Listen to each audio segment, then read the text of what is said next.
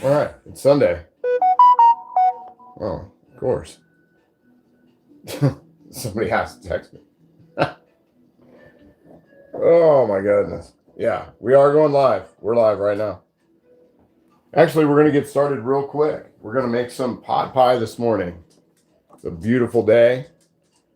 Beagle's running around. We get right over to the stove here. Kind of threw this up there as we were. Rick Stumball, what's going on? Can you hear and see me? Ronald Coward, how are you, buddy? Good to see you too. Good to see you. All right, cool. Very cool. All right. So we'll move the camera around here in just a second. And we'll get it over to our skillet and we'll get started cooking. Hope everybody's having a good day. Loud and clear. That's what I like to hear. That's what I like to hear. We'll get over here and get connected to the live stream chat. There we go.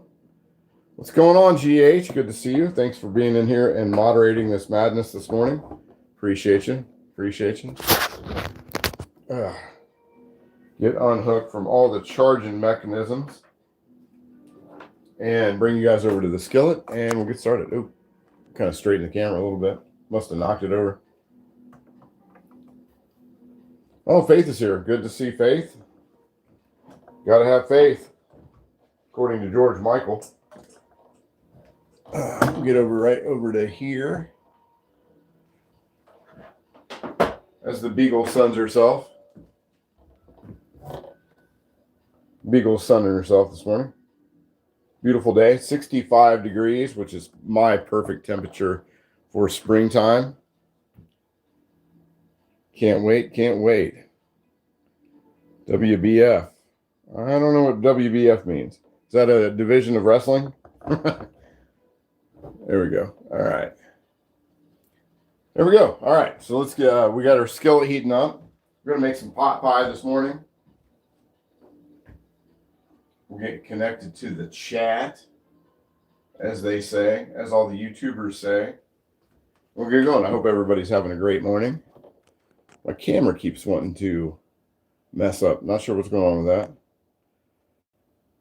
Living the best Beagle life. Yeah, absolutely. She is definitely living the best Beagle life. Because she always does. That's what she does. She's pretty bougie as far as Beagles go. But today we're going to be making pot pie, which is one of my favorite things to make. I was actually kind of thinking earlier in the week when I was planning the menu for today, that today would be colder and it would sound like a even better thing to have today, considering I'm grilling out ribs for dinner tonight. Now that came to the menu, but yeah, so anyway, so we're going to keep with what we're doing. We've got a few cool things to do. We're going to do some extras. We're going to bake a little dessert while we're waiting on this to cook and all. This is heating up nice. And let me get connected on my other devices so we can so I can see what everybody has to say. There we go. Where's everybody checking in from this morning? I see we have a few people in already. Where's everybody checking in from? I always like that I always like to see where everybody's at and what their weather is like. It interests me from around the country and around the world. Southern California, there we go. I'm sure the weather's nice. I just got this bad boy back yesterday. I was letting my friend Dan use it while I was fixing his pans. I would imagine, since nobody ever remembers that I'm doing a broadcast this time of day, I would imagine that Dan will be here in the middle of this to pick up his pans that are done. But I was actually doing a mirror image of this one, other than it was brand new. And I did do another restoration that I got to take out of the oven before I forget. But this is one that I've been working on all week. This was kind of an unusual restoration that I've never had to deal with before. But this was a brand new lodge that was left in a box and left in the garage that flooded. And if you can see here on the side where the pitting got to it, this has never been used, never once, but needed restored. And the box had actually collapsed, had gotten so wet that it had adhered to the double Dutch oven itself. The other part of the Dutch oven I took out. I've been trying to get all the rust off of it. I didn't have time to finish it as I did with this one. But if you can see on that pitting, that is actually where the box adhered to the whole thing, and it sat for years and then dried and rusted. And this one's done. That's as good as it's going to get. And those spots will fill in, and they'll turn dark. They'll turn darker. I got two rounds of seasoning with cast iron cure on that. You can see up here as well. It had some major pitting on it, but yeah, two rounds of seasoning and a lot of cleanup, a lot of brushing it off, a lot of baking soda to get the rust off. Baking soda vinegar slurry used to get the rust off of that, but it came out pretty nice. The inside, luckily the inside was completely unscathed, so that will be going back to its owner here soon enough. But enough about that. We'll get back to what we were doing. But yeah, I do love the restoration process, and I'll show some pictures of that one before and after, I guess. We'll do it before and after. We'll post that one because that one was pretty bad. I've never seen one where it was brand new but soaked in water and then actually had to it rusted right to the whole thing. Anyway, let's get over here. Got everything going on. There we are. Okay, so we're going to start out. We got how did the black lock restore? The black lock is still in the because of the cold weather. The black lock, the quintuplet skillet, and a lot of the other ones, because of the cold weather, they're still in the lye tank. They haven't completely stripped off yet. So, still working on it. But let's get started with the filling for our. With the filling for our pot pie. A little olive oil in there. Should be hot enough by now. Crank it up just a little bit. We're going to be using about 1.25 pounds of hamburger. A lot of times people use sirloin, or they'll use like a chuck roast for that. This saves a lot of time doing it this way. And I really like doing it quicker than a lot of people do a lot of this stuff. And the other thing that I'm going to do at the same time is once I get that started, we're going to throw the potatoes in there as well. This is a great way to, if you've got a new skillet, this is one of those recipes that's really good for making, like building your seasoning as well. We've got one potato we're going to throw in there along with it, fry alongside it. And let me grab a spatula. We'll break that stuff up.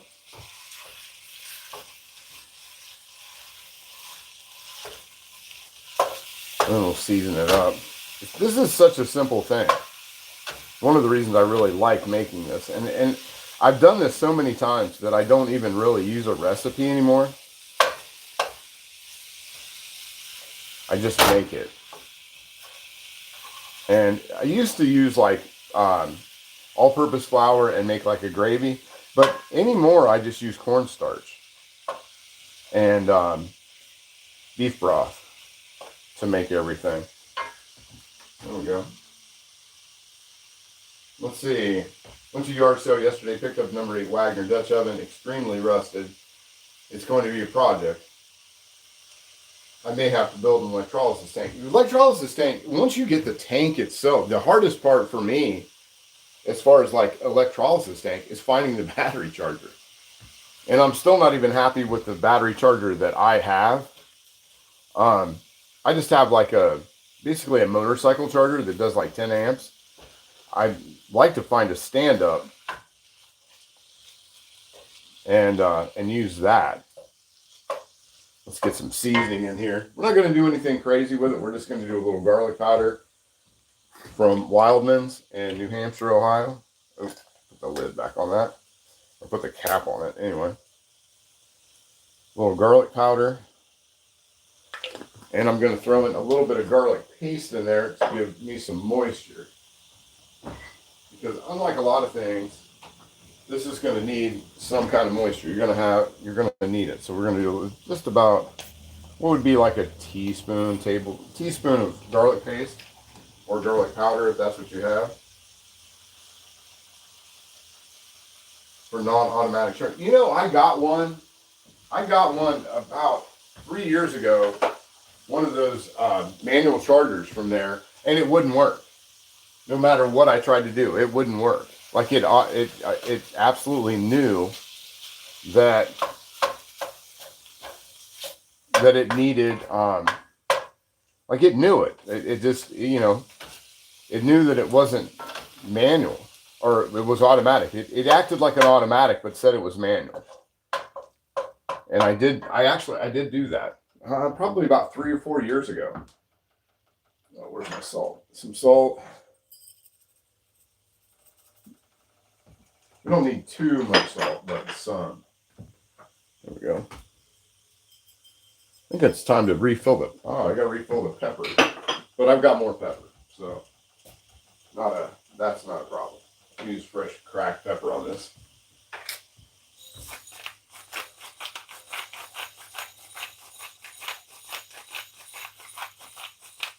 And I'll leave the pepper out because we're going to need that for dessert. What's going on, Joe? Joseph Rowley. Good morning. How are you? Good to see you. Yeah, man, that's a hell of a pickup, though. $2 for a Dutch oven. Is it what year are you thinking that it is? Like a 35 to 57 or newer than that, like 70s, 80s, Rick? That browned up. Trying to decide if I want mushrooms in this. I don't think I do. I don't think I want mushrooms in it. I think we'll keep it pretty standard. But like I said, 1 1/4 pounds of this regular hamburger. Like I said, a lot of times people, if you get into like cutting up, and I've done it before, where you get into cutting up sirloin or you get into cutting up a roast or anything to use for the meat, you got to marinate it, and then you got to do this, you got to do that. It takes 3 to 4 hours by the time from like start to finish.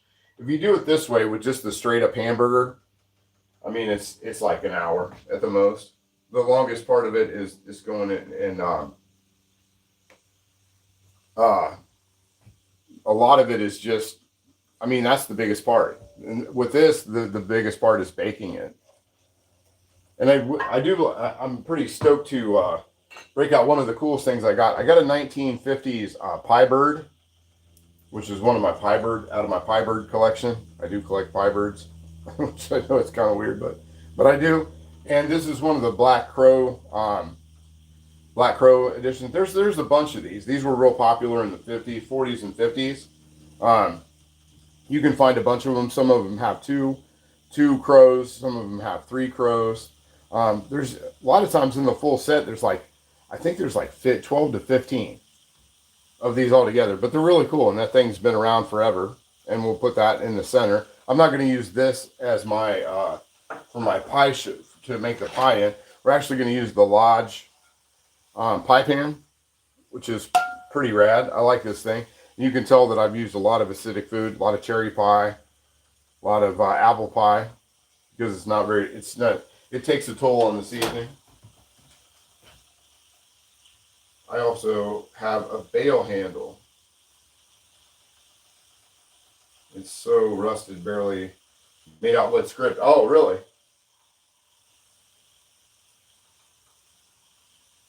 But yeah, Joe, thanks for stopping by. Yeah, we're making pot pie. Pretty easy. And then I've been really craving Graham's oatmeal raisin cookies. So while this is baking, we're gonna make up some cookies as well. I don't know why I've been crazy. You know, I used to eat them so much when I was a kid that I never thought that I would really want to eat them again.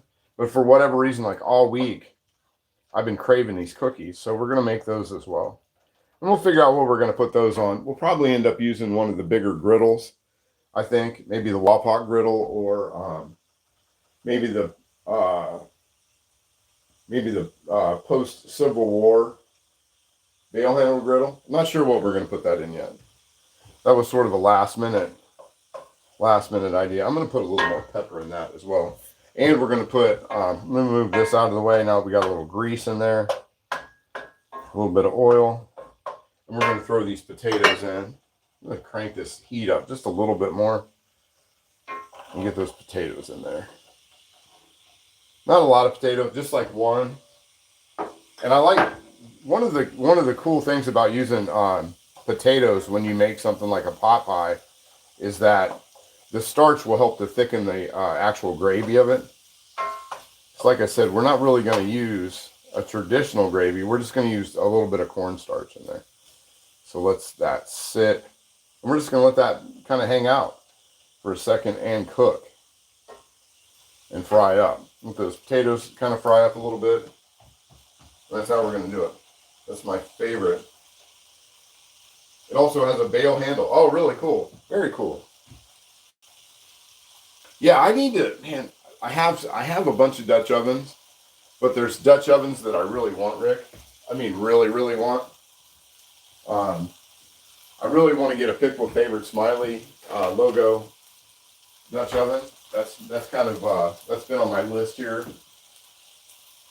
for a little bit.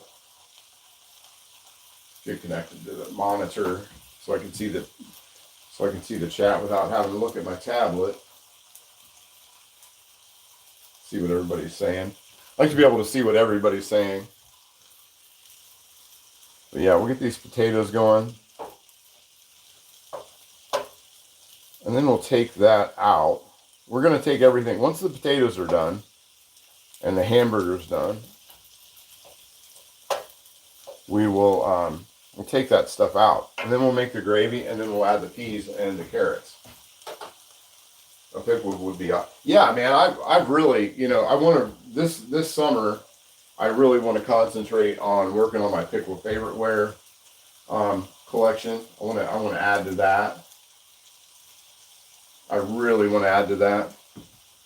I've got some good pickleware favorite pieces. I do want to get this spring or summer is the year that I get the breakfast skillet, which if you've never seen a pickle favorite breakfast skillet, it is so much different than any other breakfast skillet. Usually you have like with the Griswold Colonial breakfast skillet, you have the compartments, which the pickle favorite does as well. But it looks more like a old school lunch tray. But I just think it's the neatest thing ever. Get this burger set up. We'll get a little bowl and we'll put that off to the side. Potatoes are sitting there tight, so they're frying up. They got some good temp going with that. That's going to be a nice filling for everything. And we'll take that off as we need to take it off. We'll get the pink out of it, and then it'll be done. Because I don't want it to be overly juicy. Because that's what the beef broth. We'll make the gravy with the beef broth. For absolutely certain. So there we go.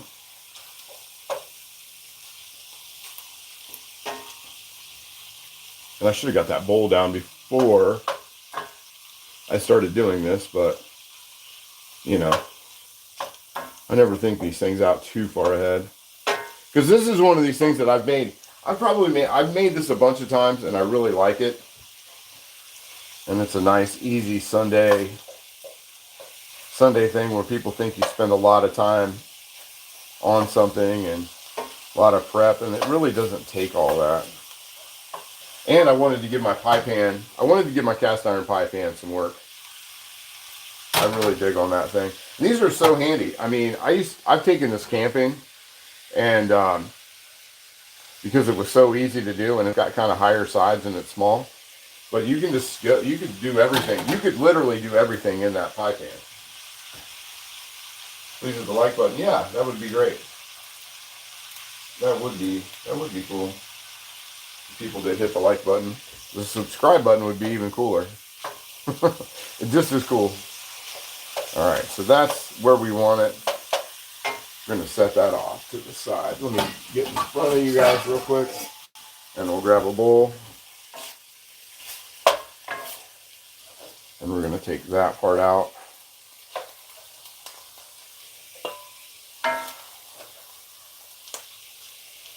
And we're not gonna really have to worry about draining it off or any of that kind of stuff.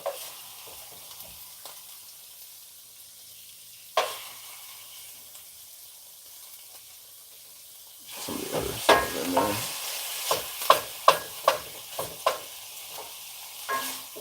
There we go.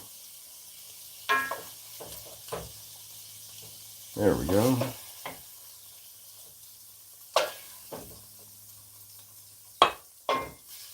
There's some onion in it. Maybe we'll throw a little bit of onion powder into the, well, there's onion in the, I'll look at the ingredients on the broth. I think there's onion on the broth.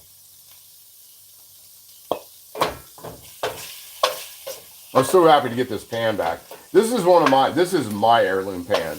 Like, I bought this skillet new back in 2000, I'll never forget it, 2006, because my middle daughter was in kindergarten.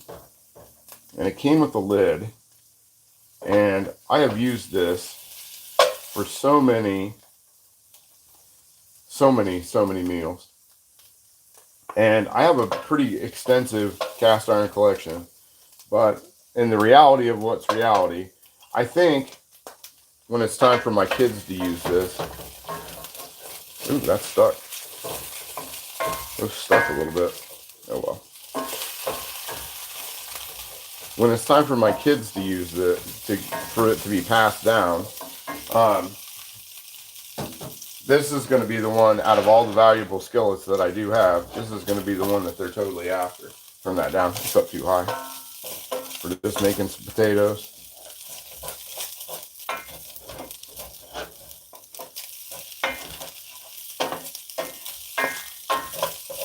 And that's okay, because all that's going to come up. As soon as I start making the gravy in this, all that stuff's going to come out. One of the best ways to ever clean your cast iron is to make gravy or sauce, because everything comes back out. We'll just move that all to the middle now.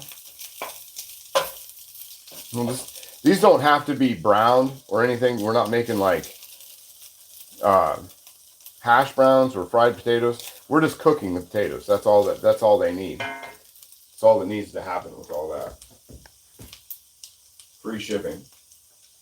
Yeah, is that? Oh, that's the link for. I don't know if that actually. You know, Rick. I've got to fix that. We're gonna have to fix that that link, because I don't think that actually works. I think if people touch it, I don't know if it actually goes to that or it doesn't. Somebody's getting a little comfortable in the sun here.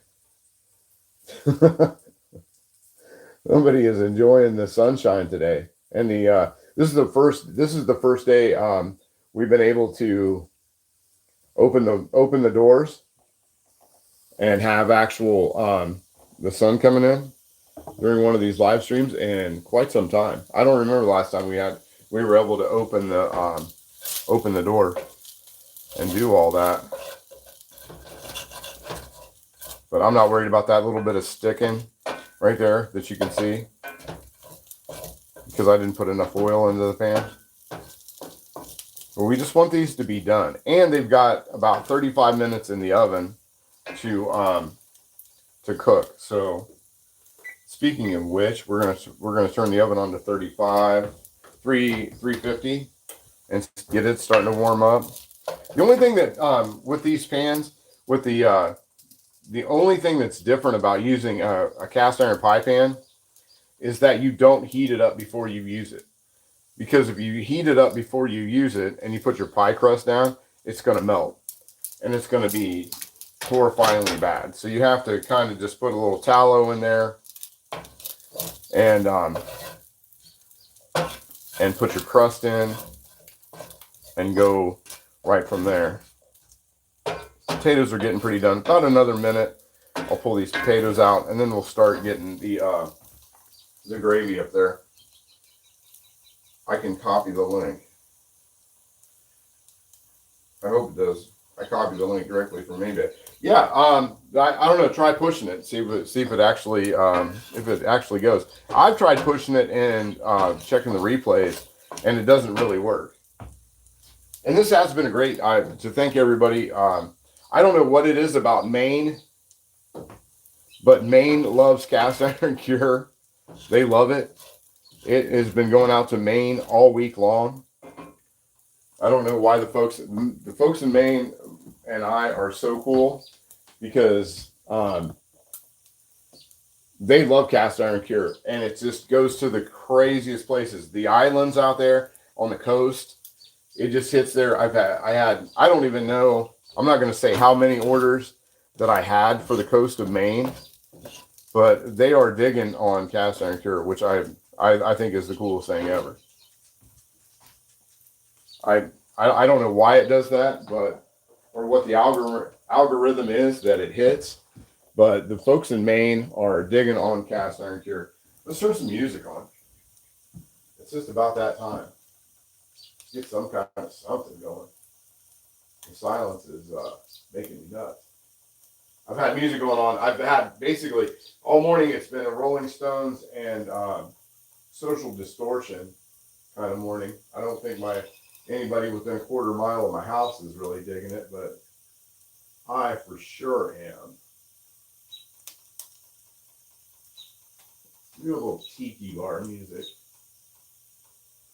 If we can get away with it on YouTube. I don't know if I can get away with it. It might turn off my sound. Who knows? I can copy the link as well. Okay. Oh, you can? You can, Greg? I'm sorry. I thought that was Rick. I'm still getting everything figured out. Okay, so this is done. The potatoes are finished. I don't want to overcook the potatoes. I just want them to kind of be cooking. Kind of cooked a little bit. And we don't need a bunch in there. Just some, because we got a lot of peas and carrots to put in this as well. And then once we get this in the oven, we'll jump over and make oatmeal cookies. And Graham's recipe, I've shared a lot of Graham's recipes with you folks. And one of the things about Graham's recipes is that they were easy. That was the big thing, is they were just easy. So we're gonna deglaze that pan, like I said.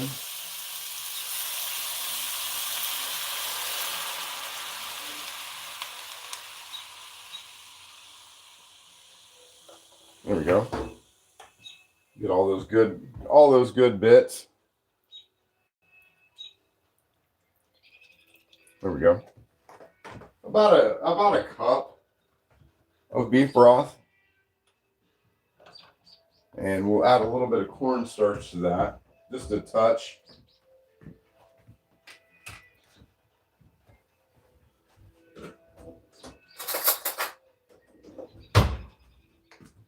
Just a touch cornstarch to that. I'd say about a teaspoon. Like a teaspoon. Like a measuring cup teaspoon.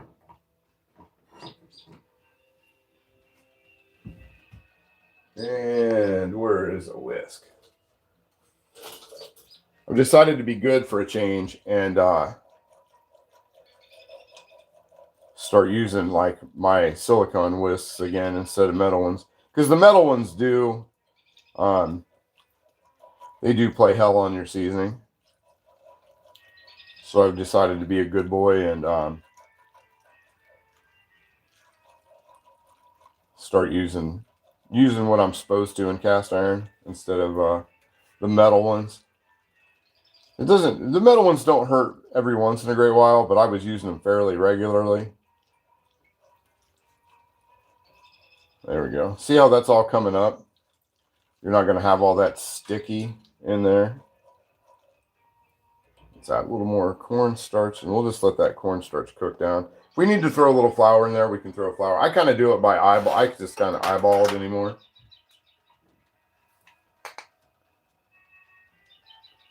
There we go. So about a tablespoon altogether. Because we're going to, eventually everything that was in the pan is going to be back in the pan here real directly. And you can see how all the bits, the potato bits and everything is coming back in. And like I said, making sauce, making gravy, all that kind of stuff, that is the best way ever to clean your cast iron pan.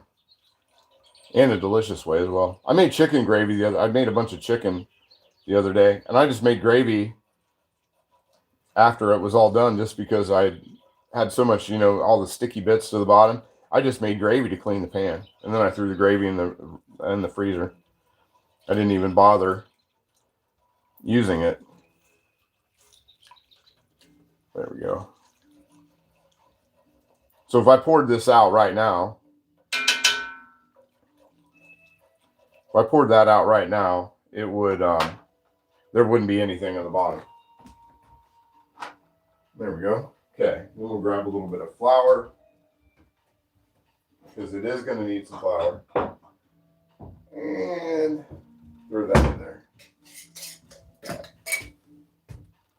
Just a smidge. There we go.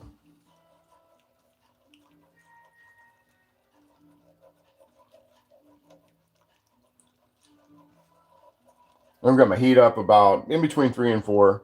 It's not like banging hot. It's just, there we go. Now we got a little thickening in there. We don't need a ton of gravy by the time it's all done, because there's still a lot of, and I'm still, once I add everything back into there, that's going to add a lot more moisture back into this. So we're just basically making a base. And this is why you want to use silicone. Because if I was sitting here doing this with a metal whisk, I'd just be tearing the hell out of my seasoning, left and right. There we go. If you can see in there, we'll move that over to the side a little bit. You can see where all that stuff was stuck, and it's not stuck anymore.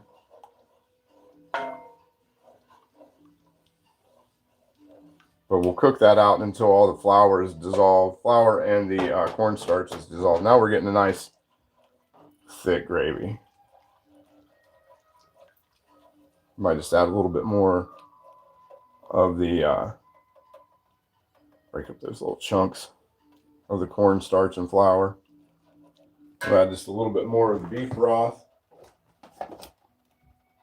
And this is a good meal. If you've got, like me, I've got about 3, I have like 3 boxes of half-used beef broth where I needed 4 cups or 2 cups, and I open them and then I forget about them and I throw them in the freezer. Let's get that going in here.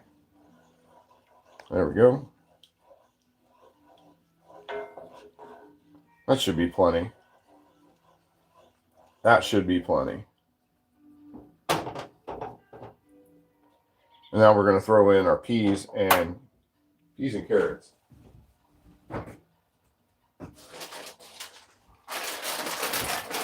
And I thaw these out. I take them out of the freezer in the morning, so they're probably still a little bit frozen, but these aren't like hardcore frozen. Just enough to kind of cover the bottom. There we go. And the rest of these I'll keep for, because I peas and carrots all week long. Like tonight when I make ribs, we will have tons of we'll have peas and carrots with that as well. And then we're going to add everything back in there. We're going to cook it. We're going to just cook that. And we'll add our beef and potatoes back into there.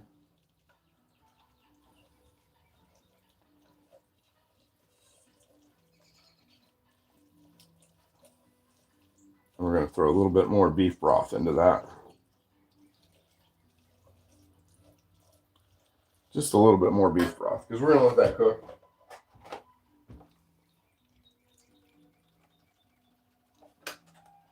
There we go. And we'll let that cook down for just a couple minutes.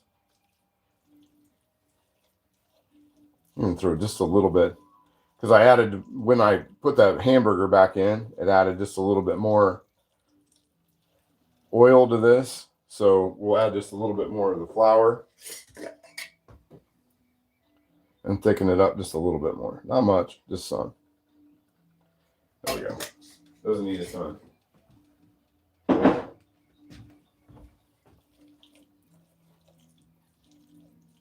But it does need, you can see it's starting to make that the filling, because we're not wanting to make like a runny gravy type filling. We're just wanting to make filling. Hear it slopping around in there? That's the sound you want. There we go. Enough of that. Enough of that.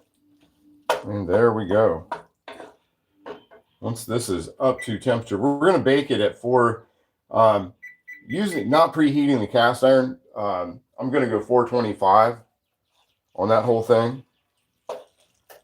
So there, we've got a nice, I will add just a little bit more beef broth to this. So I've got a few of them over here that I'm trying to use up. Just a little bit more. There we go.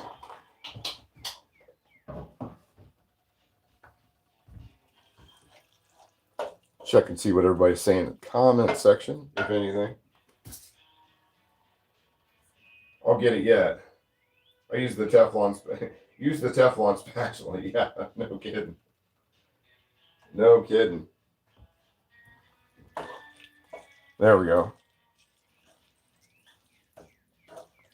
So like I said, we're not making gravy. We're making a filling. So I've often thought about making like empanadas using this the basic idea to this. Because we don't want this so runny, and it's still going to cook, and there's a lot of moisture left in this. So there we go. A little bit more beef broth. Not much, just some. That one's about out. Use this other one. Like I said, I thawed out a couple of these today.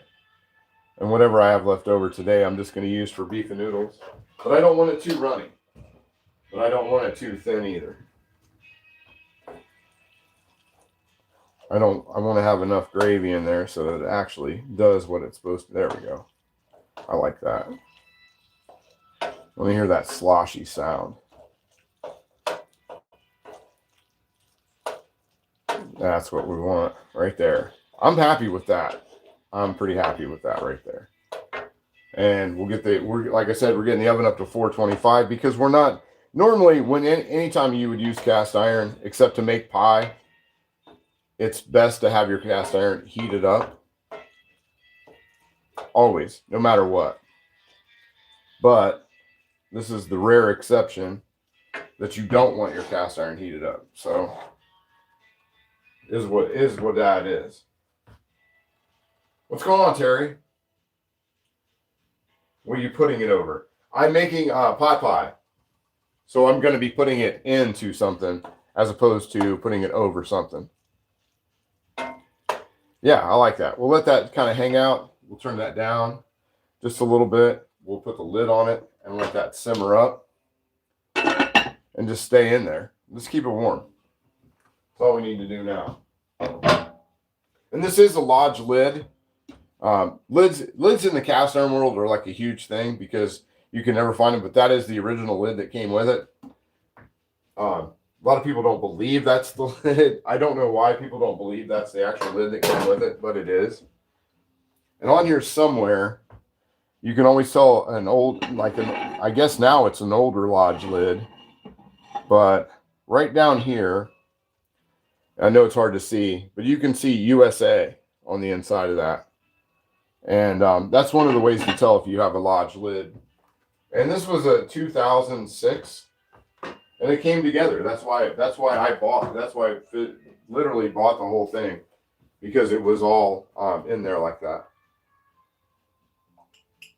All right, let's jump over here. We are going to put a little beef tallow into this thing, and we'll get this ready to go. Pie crust, don't make fun of how I do pie crust, because I'm absolutely horrible at doing pie crust. My pie crust look like crap.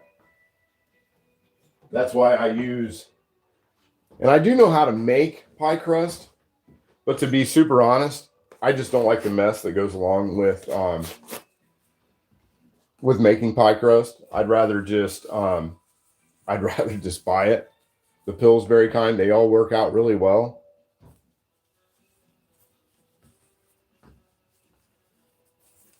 Yeah. Hey, Kevin, what's going on, man? Good to see you. And I'm just going to literally get over into the tallow container, and I'm just going to grab some out with my hands. We're going to wipe that into the inside and put that in there. If you don't have tallow, use butter. It's all the same. I'm not a Crisco guy, so I highly recommend people don't use.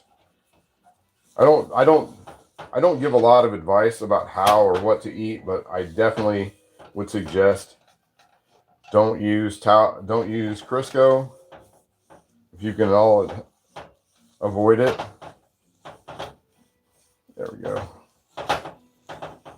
Let me get that in there. Tallow has been my new thing, and really it's just because of opportunity. My butcher shop started selling 5-pound containers of tallow, so it's like really accessible for me, and they sell it for like $2.50 a pound, which is even better. So it's even, I mean, it's so cheap.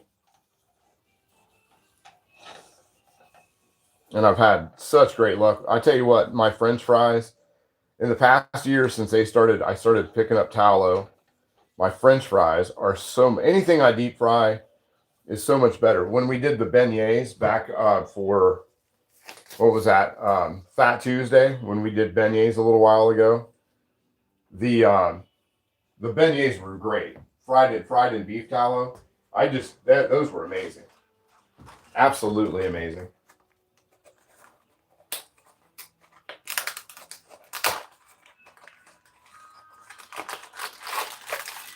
Well, yeah, it's always like super uneven. My pie crust just looked like crap. They always look like crap. You know, Ming, my daughter Ming, she used to make pies when we were little, or when she was little, she would cut out all the little pieces, the excesses, and then she would cut out all the excess pieces of pie crust, and she would make leaves. And then she would take food, like whatever kind of food dye or whatever, and she would like make like leaves and hearts and all these little things. I wish I had the pictures I wish I could find the pictures of the actual pies that she made, because they were gorgeous. And she was like 7. She's always been a really talented baker. Really talented baker. There we go. Set that onto there. And like I said, you don't want to heat it up, because you don't want to heat your cast iron up for this one, which is the only time that I ever suggest you don't heat your cast iron up before you use it, because it will turn into a sloppy mess. And we've seen sloppy messes on here before. Okay, so we got that part done. It's about all we need. I'll take the lid off of this.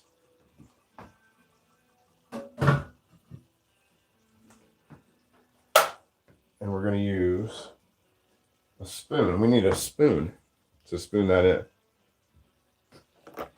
The center into that.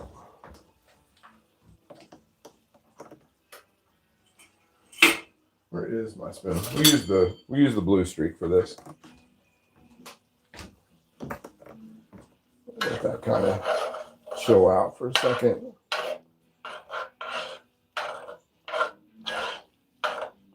Should have actually cooled that down. If you guys can see the gravy over there, let's pan back over to that. You can see the gravy over there. That's looking really good. That's really what you want. You don't want a runny mess. You just want it to be what it is. We're still waiting on the oven to, I don't know if that beeped or not. The lights are out, so it says that it's going. It says that it's fine. But let's get, we'll also get an egg out, and we'll make an egg wash for the top. Needs potato. There is potato in there, my man. You can see in there. I don't know if you can see that, Kevin, or not. I'm kind of far away. But there is potatoes in there. I cut up a potato and sort of fried it on the side. I kind of separated the, it's probably before you rolled in here for lunch. But I did the beef on one side, browned it on one side, and then I just kind of cooked the potatoes up a little bit over there. So yeah, I'm definitely feeling you there, buddy. Needs the potato. Biggs, Beagle, what you cooking? I'm making pot pie. Needs more, brother. Yeah, you can't have too much potato. Beagle. All right, so anyway, let's get this filled up. Let's move the camera just out of the way. There's some burger and peas that made it to the ground, to the mat there, so I was going to get the Beagle in here to kind of get that up for me. That's one of her jobs. Other than working, you know, she is the security guard for the show, but she also has a job cleaning stuff off the floor if it's edible. Let's move some of this out of the way. Get this over closer. Over to here. You guys see that? Yeah, you guys can see that. Okay. There we go.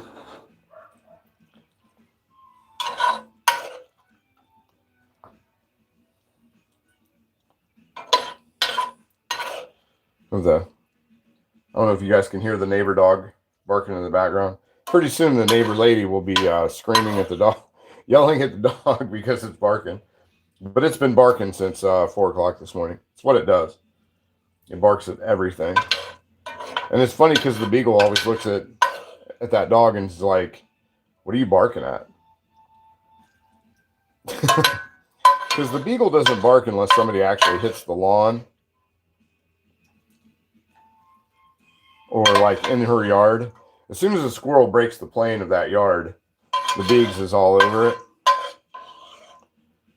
But until that point, she kind of leaves everything alone. Except when Buddy, the little white dog down the street, walks by with its owner. Then the Biggs is like, they bark each other up. When I take the Biggs for a walk, Buddy tends to bark her up too. So they have a little thing. But the funny thing is they don't bark at each other. Like the one dog that's actually like on the walk doesn't bark at the other dog. The other dog does. And neither one of them do it. I don't know why that is. Because like when Buddy walks by here, he doesn't bark at my dog. He just walks by with his owner. But when I walk by there with the Biggs, Buddy barks us up. And the Beagle does the same thing. It's like a dog code. Okay, so we'll put the top onto this.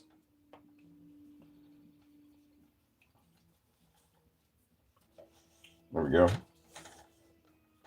This is the part of the pie that I always tend to mess up. Is this part.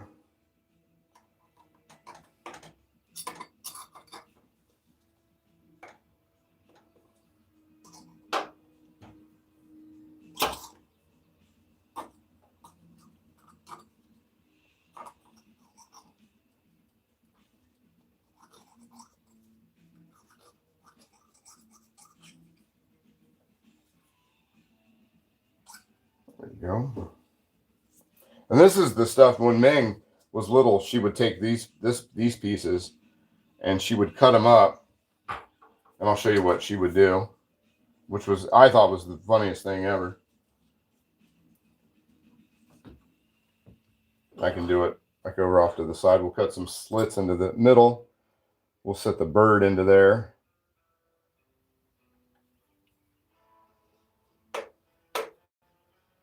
Cut the center piece out, fold that back.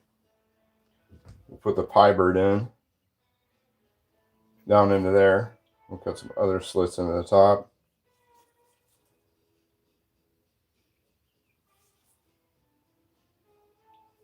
There we go.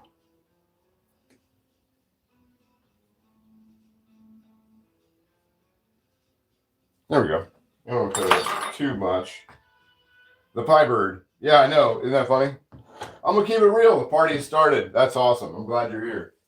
I am so glad you're here. Let's get an egg, and we'll do an egg wash on the top of that real quick. Because I don't have any butter melted. So I'll do a quick egg wash for the top, and we'll put a little salt on it and go from there. And I'll show you that thing. I'll show you this thing over here. We'll jump over here real quick. I don't want to leave that pie crust on there too long, but we'll make a quick egg wash. There we go. We can just use our whisk. Got to jump behind the camera right quick. Hopefully I don't bounce it too much, and we'll get our brush. I'm gonna keep it reals here. That's awesome. We'll just whisk that up. I should have done this ahead of time, but I didn't.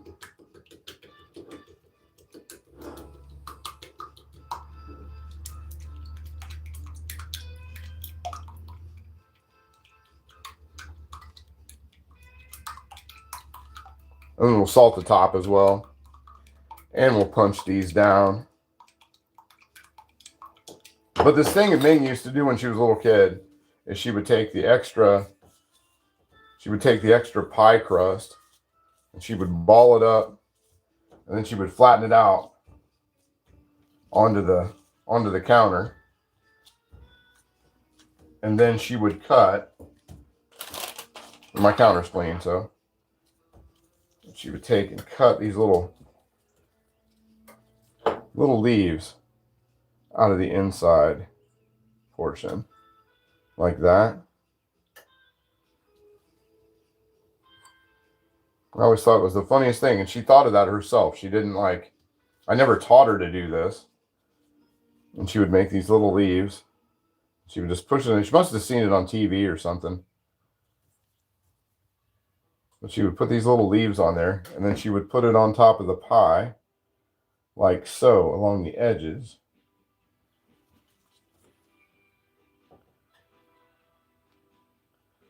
And we'll cut those out as well. Ming, why aren't you little anymore? You were so much fun. You need to go back to being little instead of being an adult. And then she would put them over there in little clusters off to the side. I don't know if you guys can see that. But that's what she would do. She'd put these little clusters of leaves here and there. We'll come back over there to this. Is that right?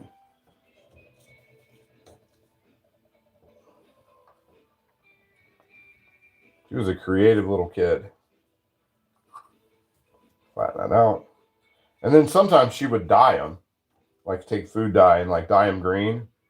But I'm not going to get all into that.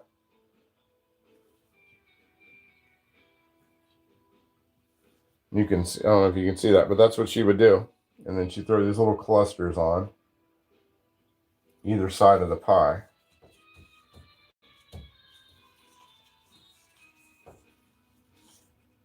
Ming does not want to. Yeah, she doesn't.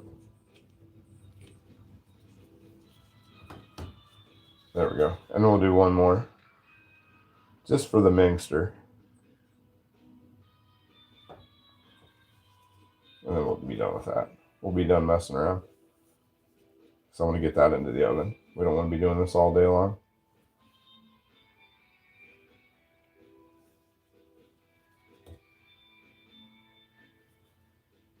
we go.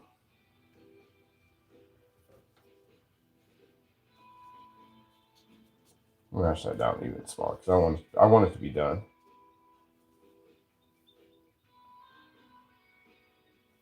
All right, we'll go back over to the pie. There we go. There we go. Now we're over to the pie. We're gonna egg wash that and salt it, and then we'll be finished with it. There we go. And we'll crimp the edges down.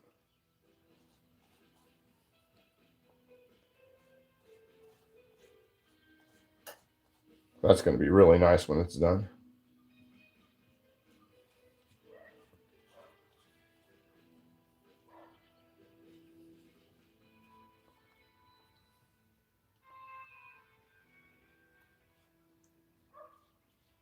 Hear that dog? Jeez, Pete. That dog never shuts up.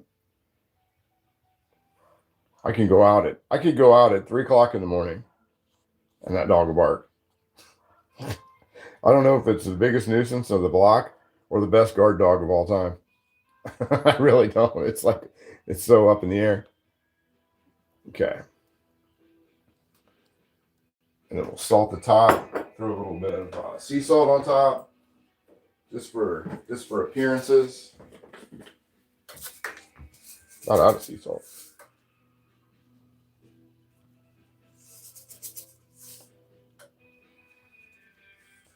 Put another hole right here.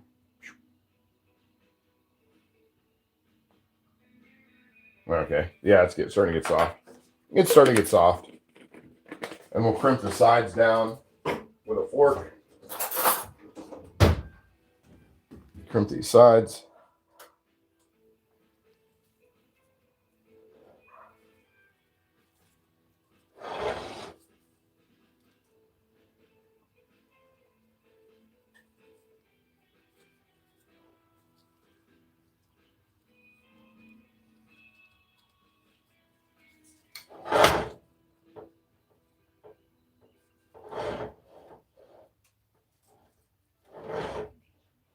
There we go.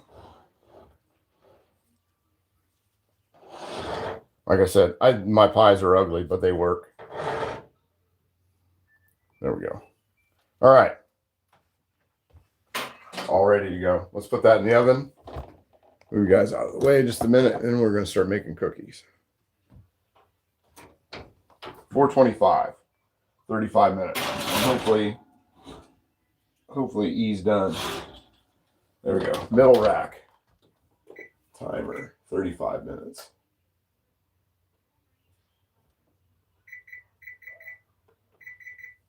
And 2 to 3 minutes for it to heat up. All right, so I'm going to move you guys back over to this way.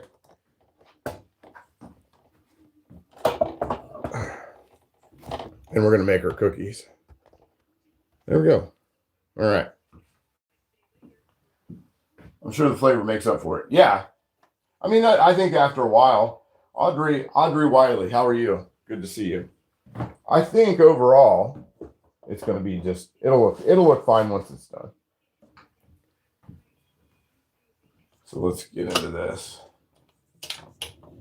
Move this over to here, just a smidge out of the way. Check out the comment section. Oh yeah, cookies too. Absolutely. Got to have something to do while we're waiting on the pie to come out. The pot pie to come out. There we go. Get you guys over that way. I think that should be pretty good. Yes. Oop. All right. Yeah. There we go. There we go. All right, let's make this. So here's my oatmeal. This is Graham's. This is Graham's oatmeal cookie recipe. Right here. Which is the Quaker Oats recipe for oatmeal cookies. Like I said, Graham made great stuff, but she wasn't afraid to do stuff that was on the back of the box. That's 100%. And if you knew my Graham, you would understand the irony of who she was. She cooked great, but she wasn't afraid to break in to do something that was super easy. She had 5 kids, you know, so if it got oatmeal, it's healthy. Yeah, 100% healthy. Yeah, that's what I was thinking too. Oatmeal, raisins, it's like a, you know, it's like a Nutri-Grain bar. How could you go wrong with it? How could you go wrong with oatmeal? So anyway, let's get started on that. Super easy oatmeal rice. And the thing with this too is I've had these yellow raisins sitting around and these pecans sitting around since Christmas. And it's time to use them up and get rid of them. So that's what we're going to do. So we're going to start off with 6 tablespoons of butter. And butter's healthy, right? Butter's great for you. Which is about that much butter.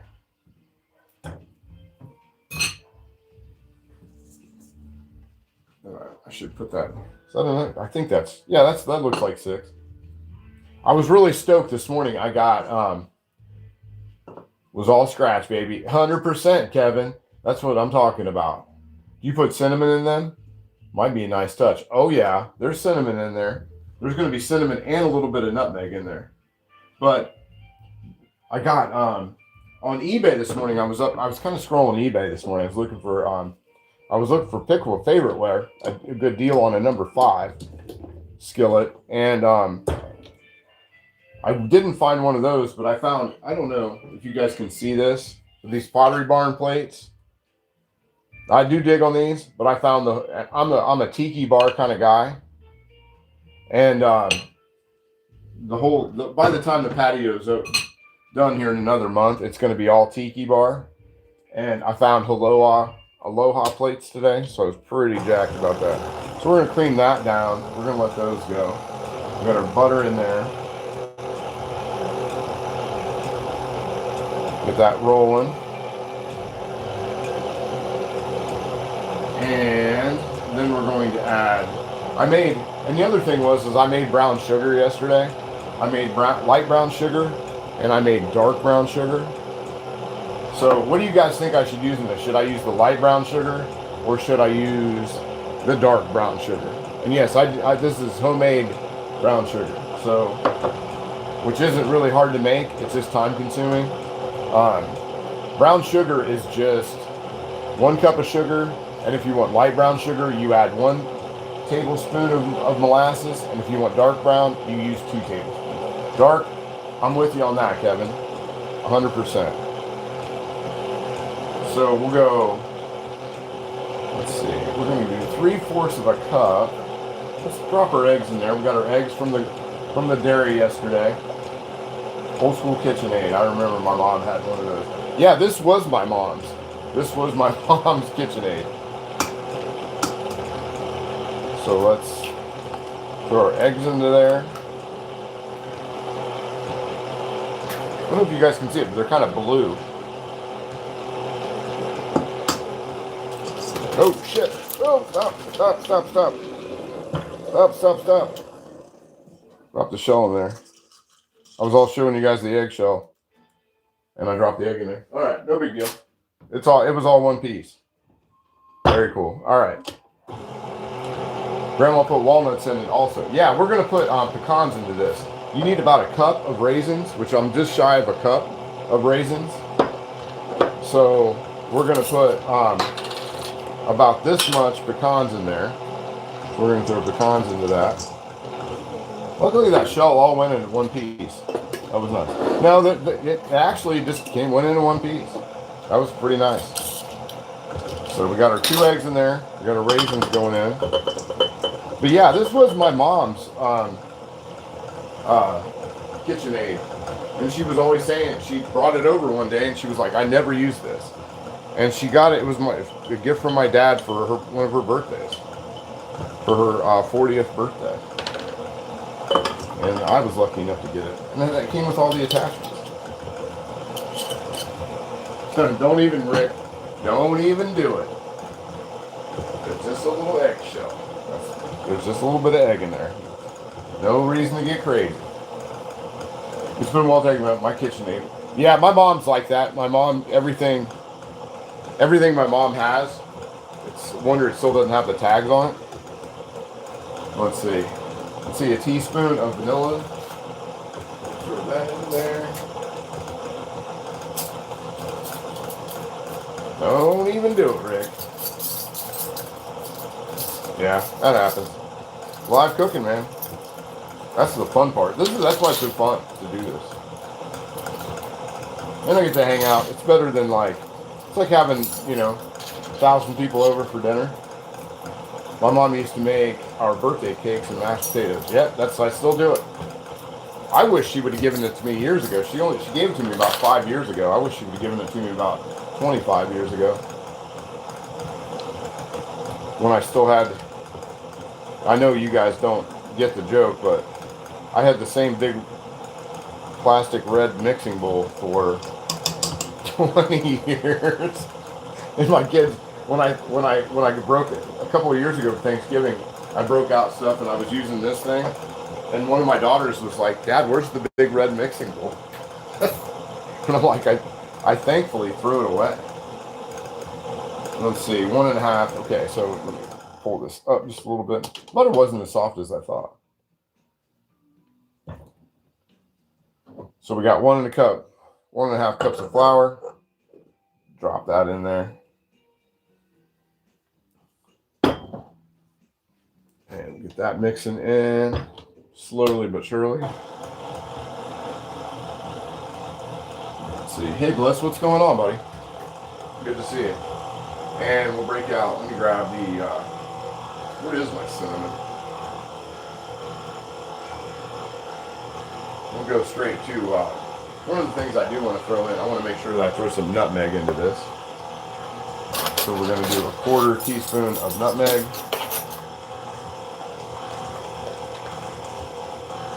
Listen, Wagobi.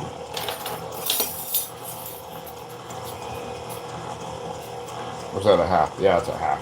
So 1/2 teaspoon of nutmeg into there. Butter's not near as soft as I thought it would be by now. And where is my cinnamon?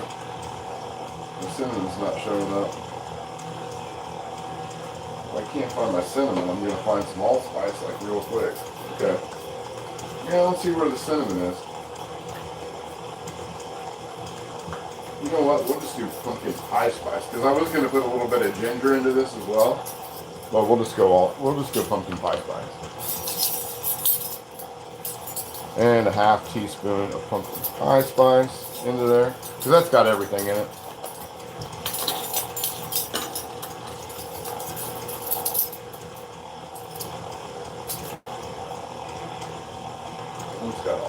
That's got all the goodness right there. And the one thing I always put in, that Graham always put in, that made her stuff just a little bit different than everybody else's. Get that knocked off. And we'll do some, where did I put it? I'm so bad about, I'm so good about putting things away when I'm done with them. But sometimes I put it away. And I don't realize that I put it away. And just a little bit of black pepper. Just a pinch. Not too much. The black pepper will make that pop. It'll make everything in there pop. All the other spices. That was a little trick that Graham always used. And it works really well. I've got some herb dad. Bring it over. Why aren't you here right now dropping that in there? You know? I don't ask for much in this world. But if you wanted to throw in there, we'll throw it in. I'm not above it. So let me see here. And then we're going to do 1/2 cup of sugar into there as well. We'll just do some raw sugar.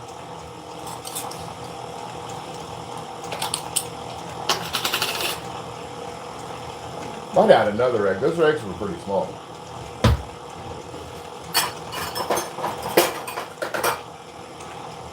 Quarter cup. So we'll do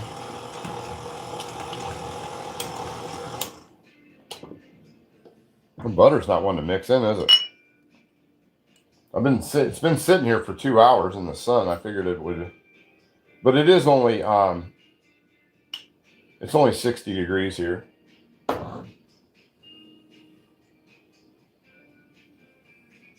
There we go. We'll put a half a cup of regular sugar into here. And what did we say? We said dark. We'll go to dark. Dark brown sugar. I'm with you on that.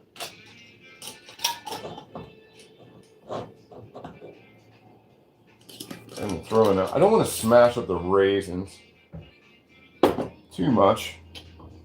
Put a mix on that. Just a real quick one.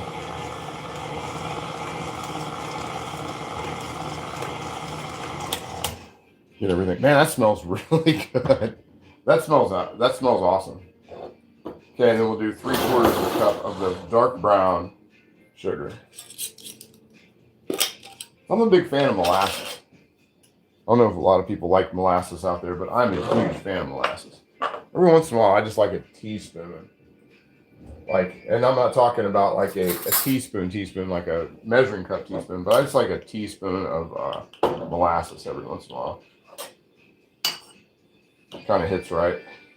I'll pack that down. These are 1/4 cups. So one.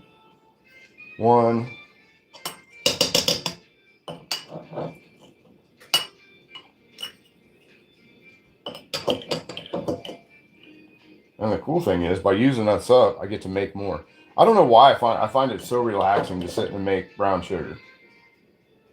You just sit and mash it with a fork for like 10 minutes. You just like, boom, that's all you do.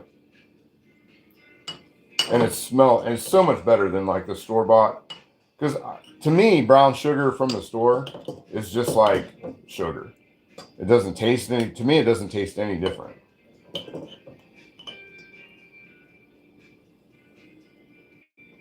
Packed in there nicely. As much as I can pack in there. Okay. My butter's bringing me down though, a little bit. I figured 2 hours sitting in the sun because my patio door faces to the west. And I figured that butter would be melty, a lot more soft than it is. And it's not being soft the way I want it to be.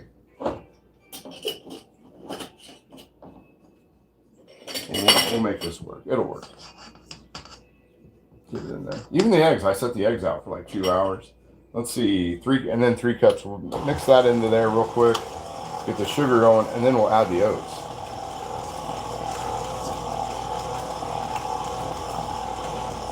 Here we go. Check comment section, see what everybody's having to say. See what everybody's talking about. And we got to add 3 cups of oats. And this is the thing I love about old recipes, is they don't care what kind of oats you use, as long as you use enough. So you get to use up these oats that I've been wanting to get out of my cupboard. And what did we use? 3 cups of quick oats. That's what we use. Somewhere around here is old-fashioned oats as well. I don't know where I put them. But we have 3 cups of that. And we'll move that back around. There, that butter's starting to kind of finally incorporate a little bit. So 3 cups of oats. You know, like I said, I had a whole other thing of oats laying around. No, I don't see them. That's the epitome of how it is.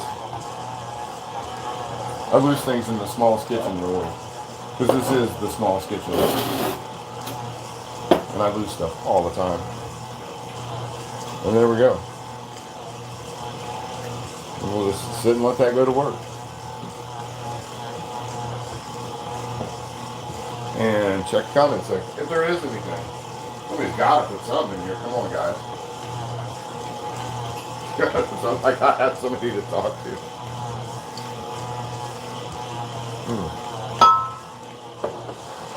I got that CDM going this morning, Greg. Cafe Du Monde in my coffee cup. Cafe Du Monde, man. I'll tell you what, the best thing. You like Bob the Builder, what's going on?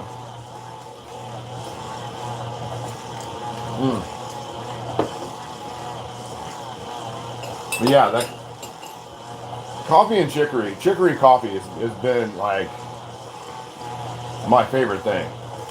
That coffee is next up. There we go. Oh, came on. There we go. Is that back on? Yeah, it is, man. Chicory coffee is where it's at. I just ordered more. I ordered more of that French Market coffee today, this morning, because I'm running low on the CDM. I like the French Market brand better than the actual what do you call it? Than the CDM. Yeah, I'll probably never buy regular coffee again. Sure. Oh, I want a teaspoon of baking soda. I need to add a teaspoon of baking soda. I've got all this into it. I am going to add another egg though, because it's just not looking. We'll throw the rest of this egg into there a little bit more, because those eggs were small. There we go. We'll throw the rest of that egg into there, and a teaspoon of baking soda. Oh, there's the old-fashioned oat. There we go. Ever get chicory alone and add it to the coffee? No. I don't know. What is this? I don't want to say that because then I don't. CDM. Coffee and chicory. That's what this is. That's what I'm drinking today. So no, I never have. There we go. That's a little bit more. That's doing it. I'll add just a little bit more of the just a little bit of the other oats. So I was a little short on the other ones. There we go. I just got the notification. Handsome Stone, what's up, buddy? What's going on? At least the notifications are working. I did turn the thing on. There's a thing on YouTube where you can turn the notifications on and off. And I don't think a lot of people know that when they do these things. Because you see a lot of people say, I didn't get the notification at all. Because I think a lot of times they don't have them on.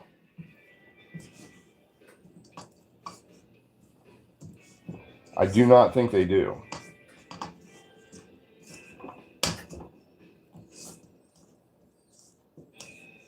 There we go. Knock this stuff out of there. See how much time we have left on the. We got about 17 minutes on the pot pie.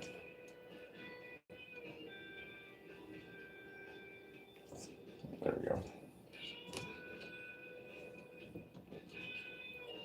I have them on. I look forward to this. No, I mean, what I'm saying is the actual person with the YouTube channel doesn't have them to where their notifications go out to people.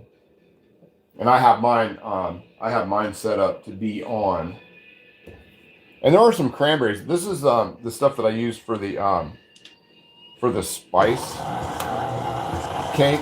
These are the currants and everything that I use for the spice cake this year. So there's cranberries in there. There's raisins. There's all kinds of stuff in there. Russell Snyder, what's up, buddy? Good to see you.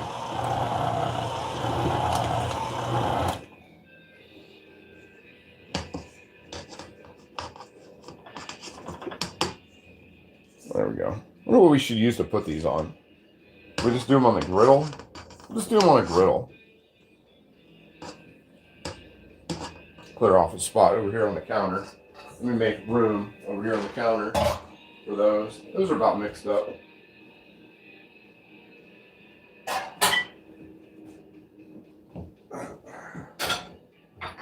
Throw this dough away. Do that one thing where you make like the. Remember when you were a little kid? Did you guys, when you were little kids, you ever like in school make the dough Christmas ornaments? You use that dough and just kind of put it out for the birds. We'll get a spot over here. Just wipe this one spot up with that mix. We'll let that mix a little bit more. Cookie dough looks so darn good. I forgot about the. Yeah, I know. Well, you always get a bonus here. We always try to do bonus. I always try to do something while I'm waiting for the main dish to go. But I find that pretty boring. Like when I watch other people cook, which I do watch a lot of people cook on YouTube. And then they do like one thing, and then you just kind of sit and stare at everything.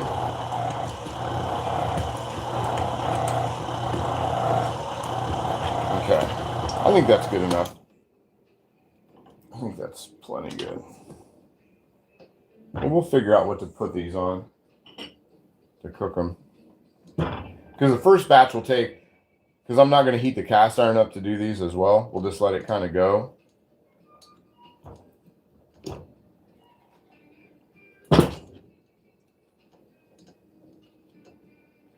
Missing our buddy Daniel this week from Maine. I wanted to ask Daniel why cast iron cure is so popular in Maine. It just blows my mind. Like all my orders from this past week for cast iron cure have been from Maine. It's those, and I went back and looked at the history of like my orders, and it just seems like Maine is the place. Let's see. We got a vanilla flour, baking soda. Oh, we didn't put the baking soda in it. We didn't put the baking soda in.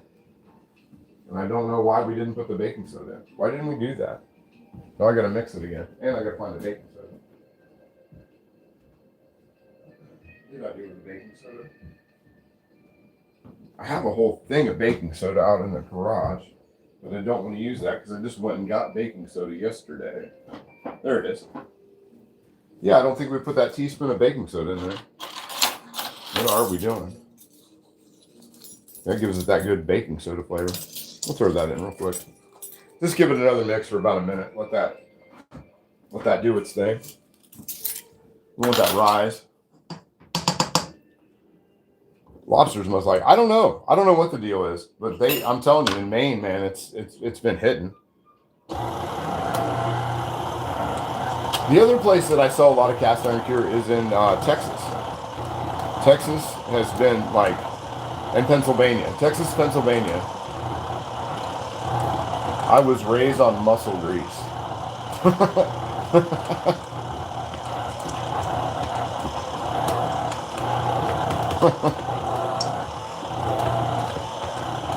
Where are you coming in from, Kevin? Where are you at this morning?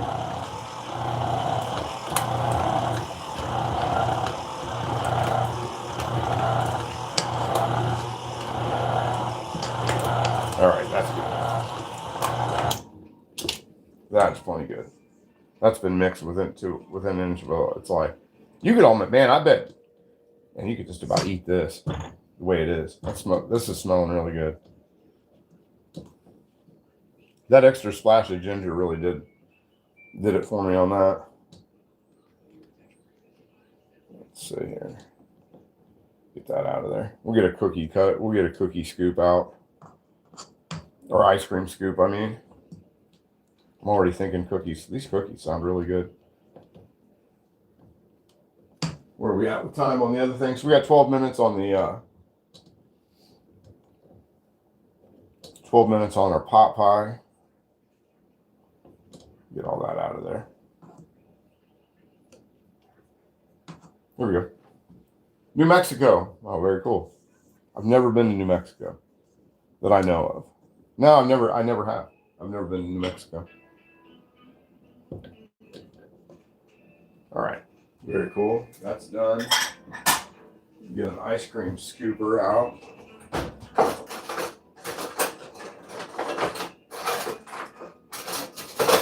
I got a feeling this is going to make a lot of cookies. A lot more.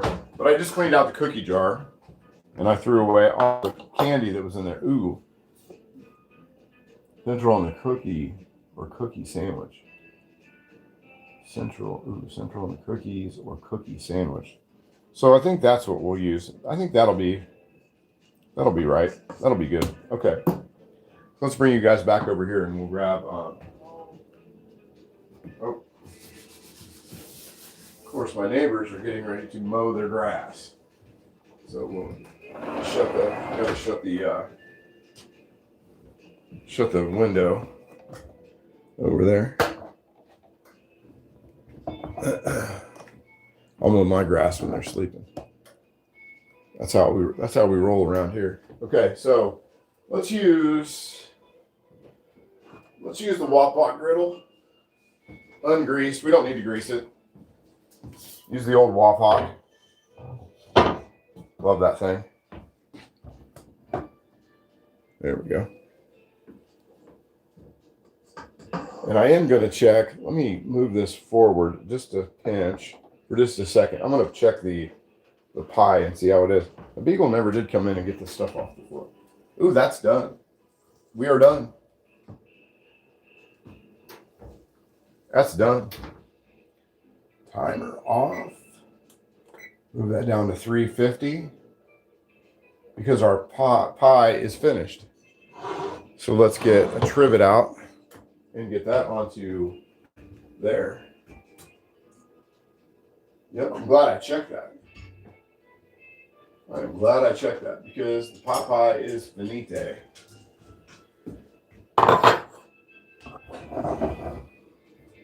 Uh-oh. The beagle's on duty.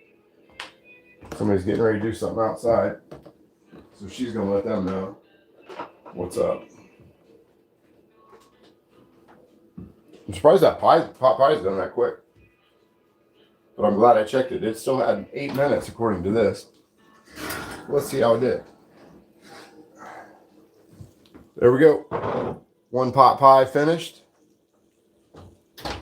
And that'll be nice to just sort of set off to the side. And yeah, it was 10 minutes early. But boy, that looks good. We'll definitely take that.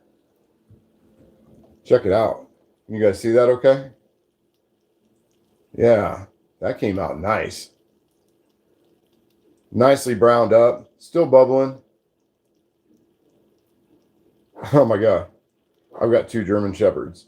Oh, German Shepherd. I had a German Shepherd growing up. German Shepherds are awesome. So yeah, so we've got, so yeah, that's done. And we'll let that sit. And those, you guys can see the little leaves came out really nice too. I'll take that. So there you go. Golden brown. Yeah. I was glad that I checked that when I did, because if not, that would have been that would have been bad. That would have been really bad. And I'll move that off to the side so that can sit and cool. We want it to cool about 5-10 minutes anyway. So that'll be about enough to do one batch of cookies. We'll set that off to the side and we'll bring our cookies over here and do that this way. Set that back to the back just a little bit. Boy, that looks nice. That really does look really good though. You guys can see that. That's perfect. Nice and it's the salted top. Thanks, Bob. Appreciate it. Thanks, Joe. Appreciate it. Now we'll scoop out some cookies and go from there. Make these kind of big. Make some big oatmeal cookies.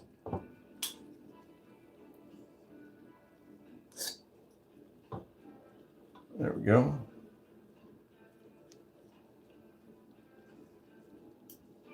Seems like there should have been more raisins in this recipe. And there the neighbors go mowing their grass. Remember last year in the fall, my other neighbor, we used to do this like right at 11 o'clock every week. And every week at 11 o'clock, my other neighbor would start building this. He was putting a ramp into his house. And every week at 11 o'clock, he would start building his ramp. So I'd have the door open like all day long. until 11 o'clock.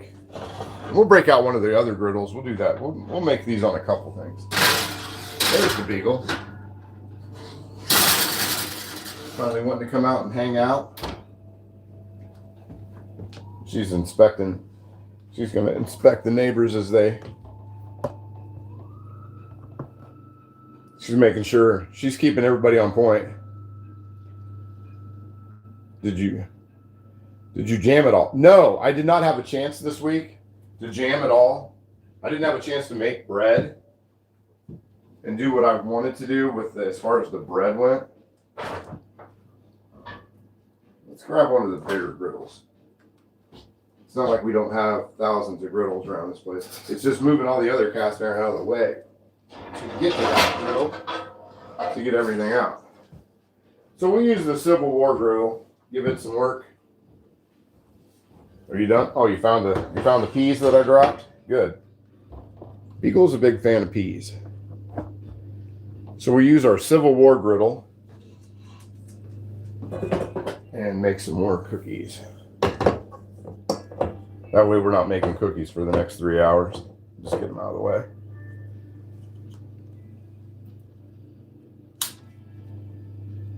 Seems like kind of a dry batter.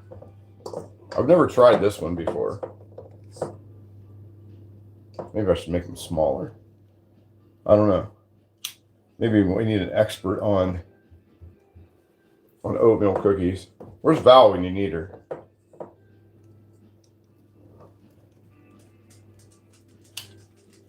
There, you got some. You can see the cranberries in that one. But generally, these are pretty, keep an eye on the time. There we go.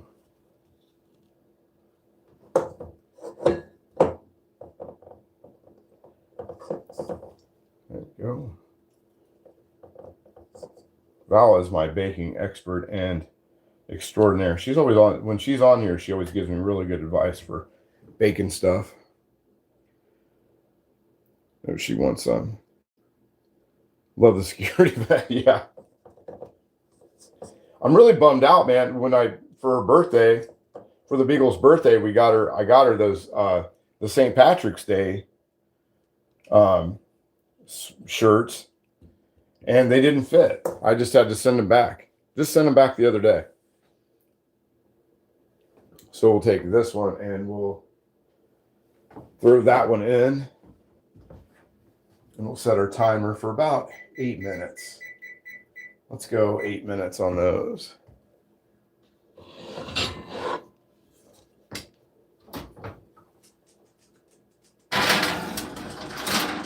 There we go.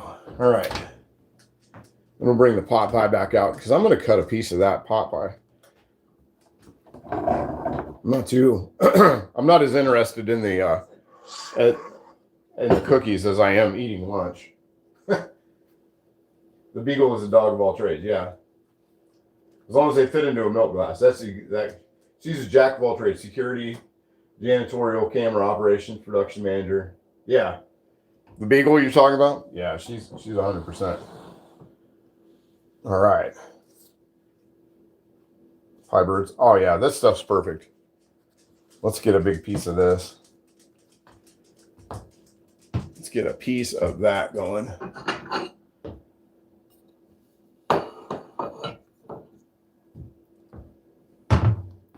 Try that out. Then the cookies should be done here pretty quick.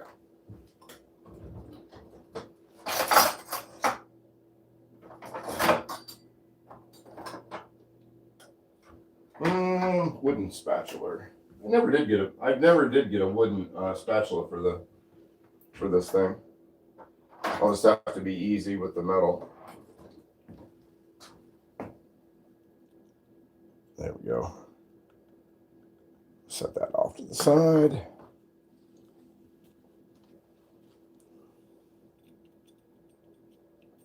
Cut along that one of the cut pieces there.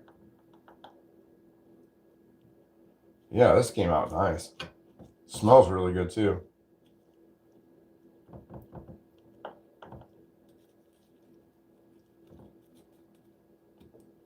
And those Pillsbury crusts, people rag on them, but I tell you what, I think they're really good, and they're really nice and flaky.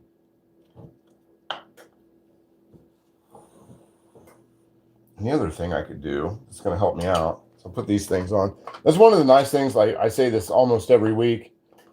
That's nice about Lodge is they have all these little gadgets that go with their stuff, and they have these little things that go onto the sides, so you can maneuver around your hot plate, and put those on there, and they are nice. Oh yeah, so far no stick.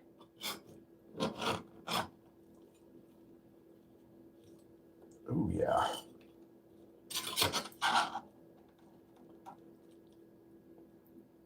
Oh yeah, that looks good. I will take that. All right, there we go. Pot pie. I'm down. 100% down with this. Move that over. Man, if you're not smashing the like button on that, you must have broken fingers. There we go. Yeah, that looks really good. I'm taking that. Taking that all day long. So let's give that a try. Thanks, Greg. Yeah, that's the idea, man. Get hungry. Make this yourself. It's so easy. I mean, we did all this in it's been just a little over an hour and a half. We've made oatmeal cookies, and we've got dessert coming. And I mean, I'm on Eastern time, so it's only like, let's try the filling by itself.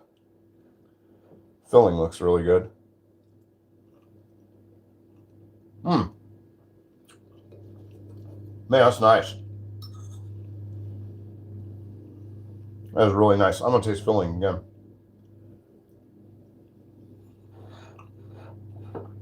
Yeah, that's really good.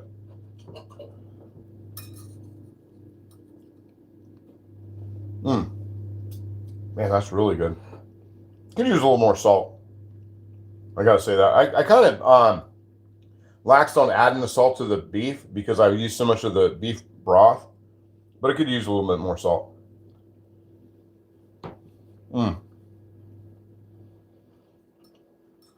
Yeah, that's nice.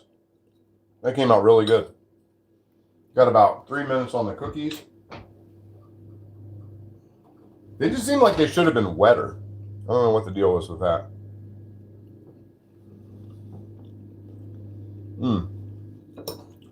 Yeah, that's really good. That is super good.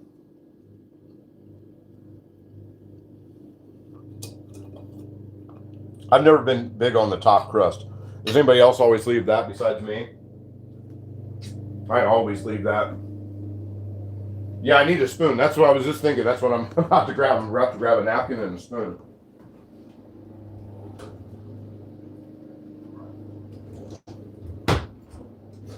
And of course, the neighbor dog's going to start barking at the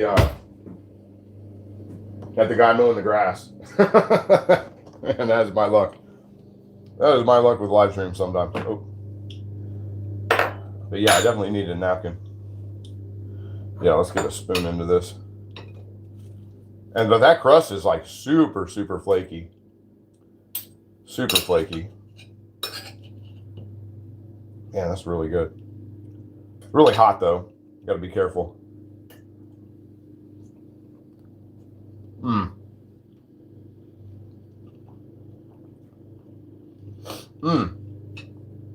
And the salt on the top of the crust, that made up for not putting as much salt into the filling. Yeah, the sea salt on top really bangs. I like that.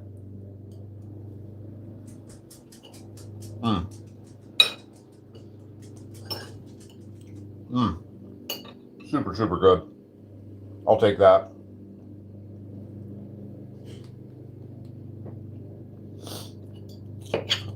Yeah, that's really, really good. Especially when you're really hungry like I've been.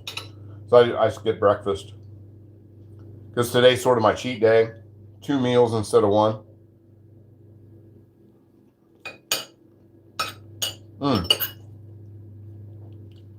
That crust is really good, man. For those that for the folks out there, there's so many people rip on pre-made pie crust. That pie crust is really good.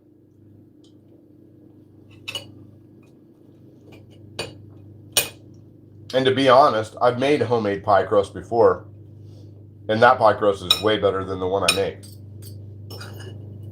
I like that a lot better.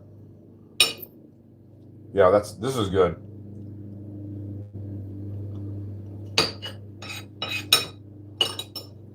I do like that. Let's check out the comment section, see what everybody has to say. Yeah, see you, Kevin. Good to see you, buddy. I bet some jalapeno jelly would be. I bet it would. Yeah, see you, Kev. Thanks for stopping in. Yeah, that's nice.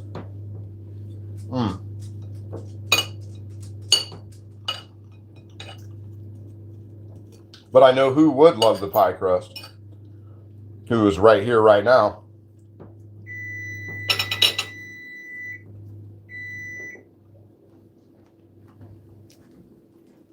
Biggs, what do you think about some pie crust? Beagle, what do you think about pie crust? Is it worth a spin? Let's see if we can get a spin out of this dog. Can I get a spin? Oh, yeah. There we go.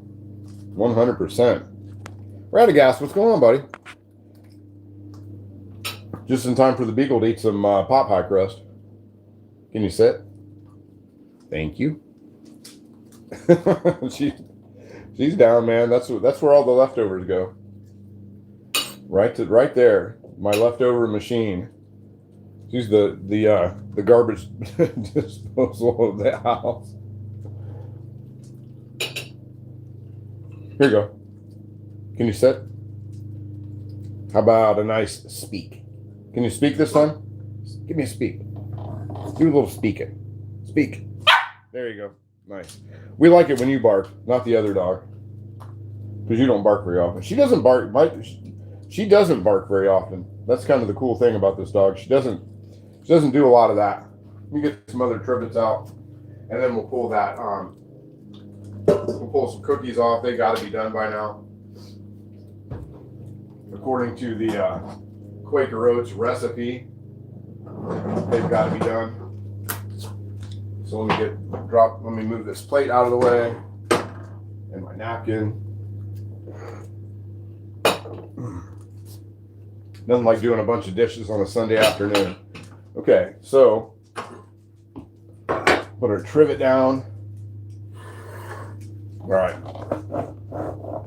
Put our trivet down.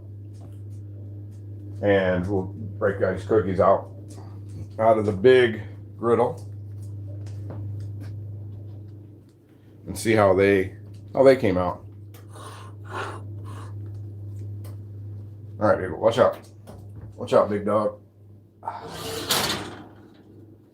Hopefully they did. I don't know. I think I made them too thick. All right, let's bring these out. There we go. And we'll put them off onto, let's see, can he fly? The dog, yeah. The dog can do anything. The dog's like all purpose. So we'll get another spatula out. And set these off to the side. We'll let them sit on there for just a second. So find another, I know I got another spatula. Because I've got 50,000 spatulas in this house. These turned out pretty good.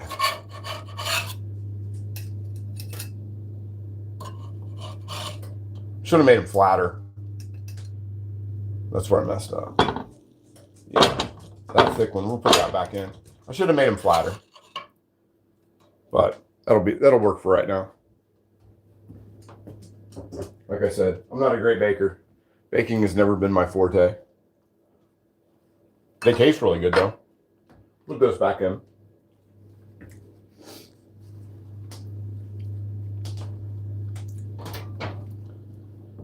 This one back in, let it flatten out. the other ones smell really good though. I just think 350 is kind of a low temp for those. Let's see, big and fly, leap tall trees. One squirrel. Man, she's been. Yesterday, I don't know what these rabbits were thinking. I'm not sure what the rabbits were thinking yesterday, but I took her out. It was about 6, 7 o'clock yesterday evening, and these two rabbits that were kind of chasing each other around in the backyard went, and they must have known how far her leash would go, her lead would go, but they came right up to us within like a foot, and just kind of the dog didn't know what to do because they came so close. Usually they're running away. These ran up to her and looked at her, and everybody sat and stared at each other about 30 seconds, and the rabbits ran away. But I will tell the rabbits one thing, a bit of warning for the rabbits, that once the dog has, if she would have been on her lead that's outside, that's 30 feet. So good luck getting away from the dog with that. That's for sure. Let's try out these cookies. They need a few minutes.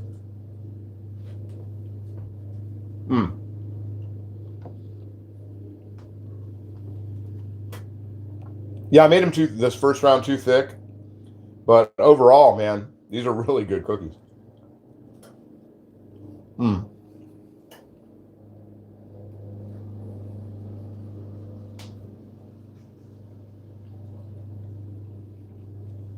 Yeah, it does need some milk. Let's get some milk on that. But yeah, they need to be a lot thinner because they're still kind of, like I said, and I didn't let him sit up.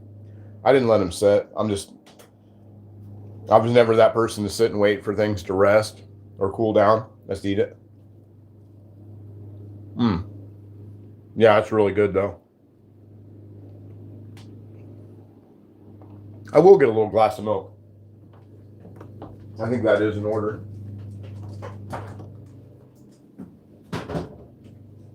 Get a small glass of milk. I don't want to drink too much milk.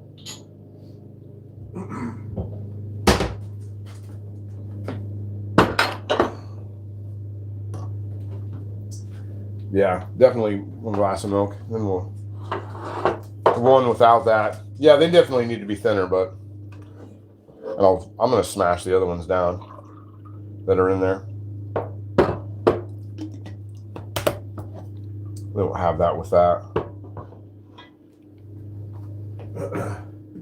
Did you make it? Fresh milk you get badger. Yeah, man, I was out at yeah, I went to the dairy yesterday and got eggs and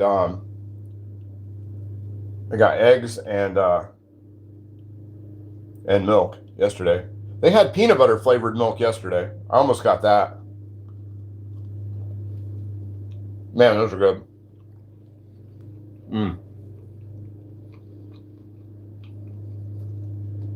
They needed to be thinner, but that's the first round. With cookies, you can always change everything up. Man, super good. And the pecans and the cranberries, the dried cranberries in there, that's where it's at.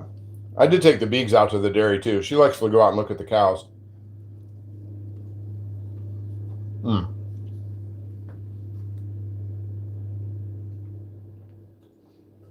Hey Trevo, what's going on?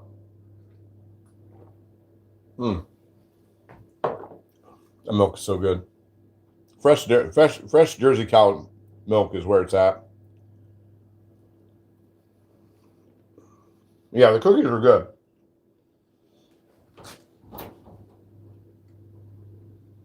Yep, the other ones need to come out. We'll take those out or they're going to burn. I can smell them. They're done. Man, that's a great lunch. That's some homemade beef pot pie with oatmeal cookies. Man, that's living right there. These in there. Man, those look really good. Those look really good. They could have been flatter. I will say that, but I'm not gonna. But those are big. There we go.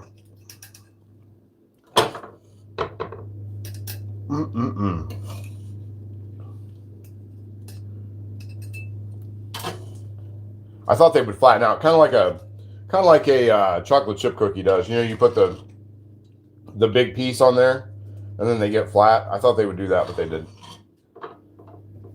Oh well, they're still going to be awesome. They're still good. We'll put this over there.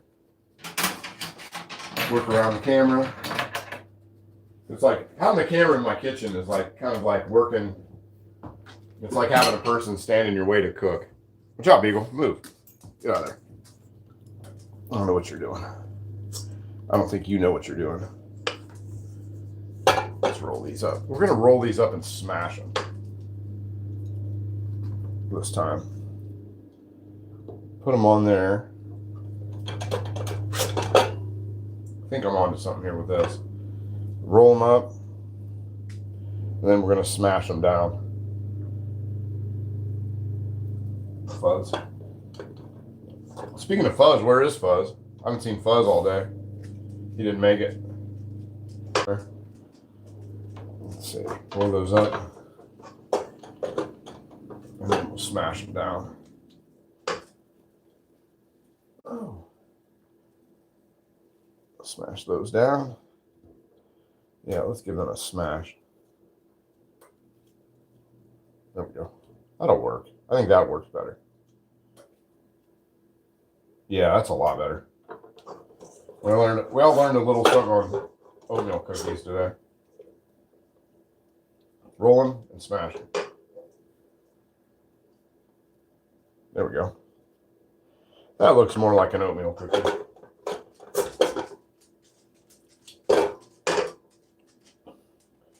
My grandmother's probably rolling in her grave right now.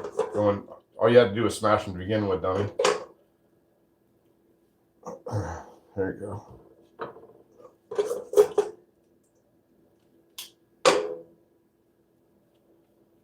There we go. That looks a little more like it. We'll just finish them off. There we go. That's enough. That's the whole thing. I don't know how many that made. What did we have? 3 on the last batch. A couple on this one. There we go. And then we'll put those in. That's the end of the dough. There's Fuzz, speak of the devil. And there's Val. Val, where the hell have you been? I've been asking for you for the last hour.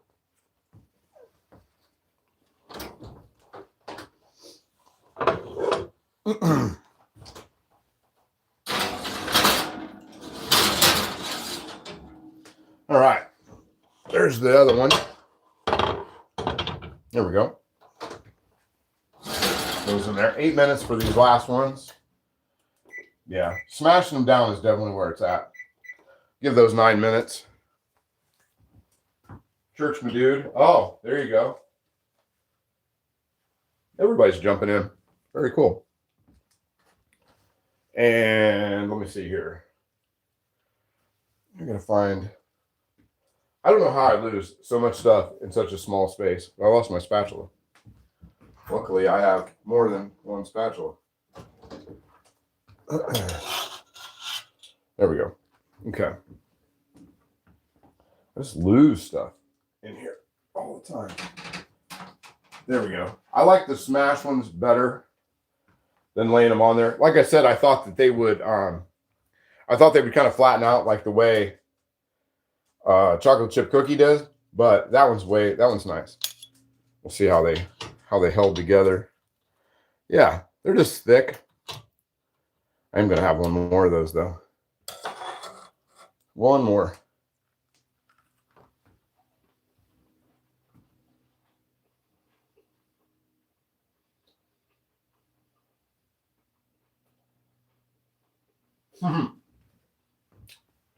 Val, the church lady. I think Val's way cooler than the church lady would have been. Man, that's good. I'm gonna set those.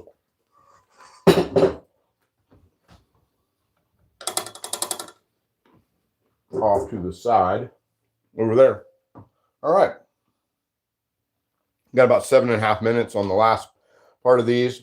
They actually are really good though. They came out, they got a nice, as Dave Portnoy would say, nice undercarriage. Mm. Mm. Yeah, we made pot pie today, Val, Fuzz.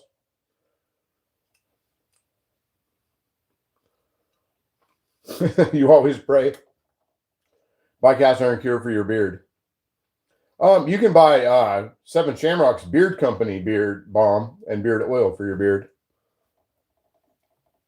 That's another one of my side hobbies is making beard products. I have on the I'm wearing the Bay Rum beard balm today. Lovely smell and great hold. Mm. Yeah, look, it's really good. It's really, really good. Mm. I'm just smashing these cookies. I need to put the cookies away. But so far, I think I've eaten 3, and there's 6 over there, so that's 9, and then there's how many on the tray? 3, so that's 12, 15, 17. So it made 17. The Quaker Oats recipe made 17 cookies. That should have probably made 25 cookies if I would have made them like the right size.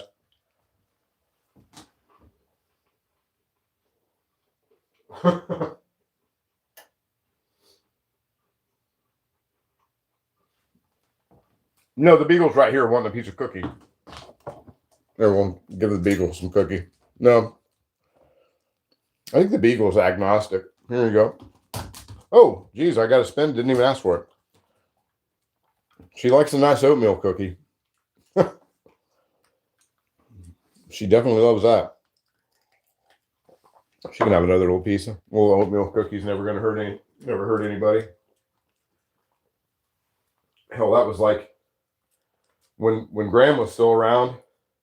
That was one of my main food groups. Was her oatmeal raisin cookies. I lived on them for years.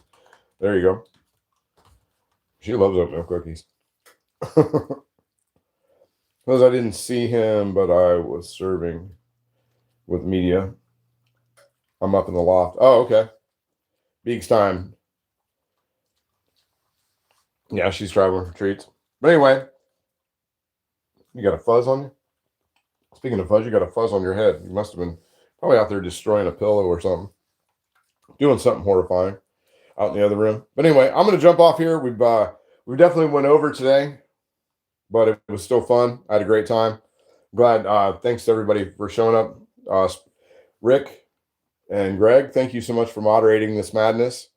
But I'm going to go ahead and get on with my Sunday and get stuff cleaned up, and then figure out. I still got some cast iron to work on. I got a Dutch oven that I'm going to work on today.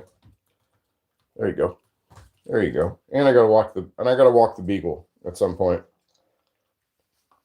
So until next Sunday, I will check you guys out again next Sunday for sure.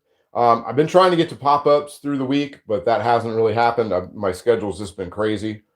I'm hoping that I get to try Handsome Stone's preserves and marmalades this week, but I haven't even had a chance to make bread. So we'll get around to that when we get around to it, and we will see you guys here really soon. Say see you, Beagle. See you.